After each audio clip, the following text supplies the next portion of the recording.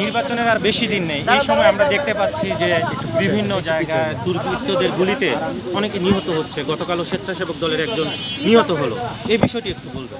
আমরা দেখতে পাচ্ছি এরকম কিছু বিচ্ছিন্ন ঘটনা ঘটছে। গতকালকের ঘটনাও তারই অংশ। এটা হতে পারে পতিত ফ্যাসিবাদী শক্তির কিছু কিছু ষড়যন্ত্র এখনও তারা চালু রেখেছে, যাতে নির্বাচনকে বাধাগ্রস্ত করতে পারে, কণ্ঠকাঠিন্য করতে পারে, গণতন্ত্রের উত্তরণের পথটাকে সহজতর না করতে পারে। কিন্তু তাদের সেই প্রচেষ্টা কখনো সফল হবে না। এদেশের মানুষ প্রতিজ্ঞাবদ্ধ এবং অঙ্গীকারাবদ্ধ, গণতন্ত্রে তারা ফিরবেই এবং একটি সুষ্ঠু নিরপেক্ষ অবাধ নির্বাচনের জন্য আমরা সবাই অপেক্ষা করছি, সারা জাতি অপেক্ষমান।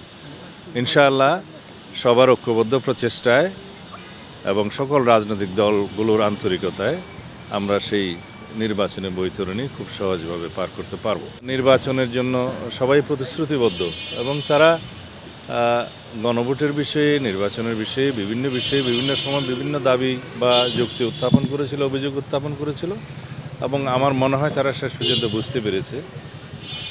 এখন তাদের যদি কোনো অভিযোগ থাকে নির্বাচনের লেভেল প্লেয়িং ফিল্ড এবং ইত্যাদি সম্পর্কে, সেগুলো নির্বাচন কমিশনে তারা জানাবে। নির্বাচন কমিশন এবং সরকার মিলে সেটা যথাযথভাবে অ্যাড্রেস করবে, সেটা আমরা আশা করি।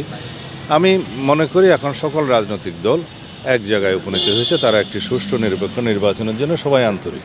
2024-এর ছাত্র গণ অভ্যুত্থানের শহীদদের যথাযথভাবে শ্রদ্ধা নিবেদন করা, এটা আমাদের দায়িত্ব, জাতীয় দায়িত্ব। আমাদের নেতা বিএনপির ভারপ্রাপ্ত চেয়ারম্যান অনেক আগেই সেটা করতে চেয়েছিলেন, কিন্তু বিভিন্ন কারণে আমাদের এখনও সেই যাত্রাটা সম্ভব হয়ে ওঠেনি। এই শহীদদের প্রতি বিনম্র শ্রদ্ধা নিবেদন করা এবং তাদের কবরে জিয়ারত করা, এটা জাতির প্রত্যাশা। গণ অভ্যুত্থানের শহীদদের আমরা ধারণ করি এবং আমাদের সেই চেতনাকে ঊর্ধ্বে তুলে ধরতে হবে। তার জন্যেই তার যাওয়া। এখানে নির্বাচন আচরণবিধির কোনো বিষয় নেই, এই দৃষ্টিকোণ থেকে আমরা দেখি এবং সবাইকে অনুরোধ করব যেন 2024-এর ছাত্র গণ অভ্যুত্থানের মর্যাদাকে আমরা প্রশ্নবিদ্ধ না করি। আমরা শহীদদের আত্মত্যাগকে যেন আরও মহিমান্বিত করি।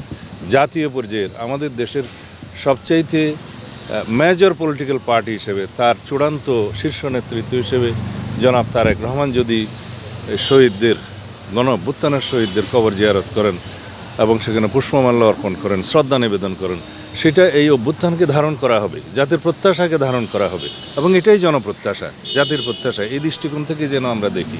এরকম একটা বৃহৎ রাজনৈতিক দলে অনেক প্রার্থী থাকে, যাদের প্রত্যাশা থাকে, তারা হয়তো তাদের প্রত্যাশা অনুযায়ী তারা পায় নাই, তারা নমিনেশন চেয়েছিল, কিন্তু বৃহত্তর স্বার্থে, আমাদের আসন সমঝোতার স্বার্থে এবং পার্লামেন্টে আমরা মাল্টি পার্টি রিপ্রেজেন্টেশনের জন্য যেটা বলি আর কি, বহু পার্টির যে একটা প্রতিনিধিত্ব থাকবে, সেটার স্বার্থে আমরা অনেককেই, আমাদের অনেক যোগ্য প্রার্থীকে আমরা বলতে গেলে বঞ্চিত করেছি। সুতরাং তাদের মনোব্যথা আছে, তাদেরকে আমরা কিছু কিছু ক্ষেত্রে সাংগঠনিক ব্যবস্থা নিয়েছি, আর কিছু কিছু ক্ষেত্রে তাদেরকে আমরা বুঝিয়ে শান্ত করার চেষ্টা করব। আশা করি সেটা মীমাংসা হবে।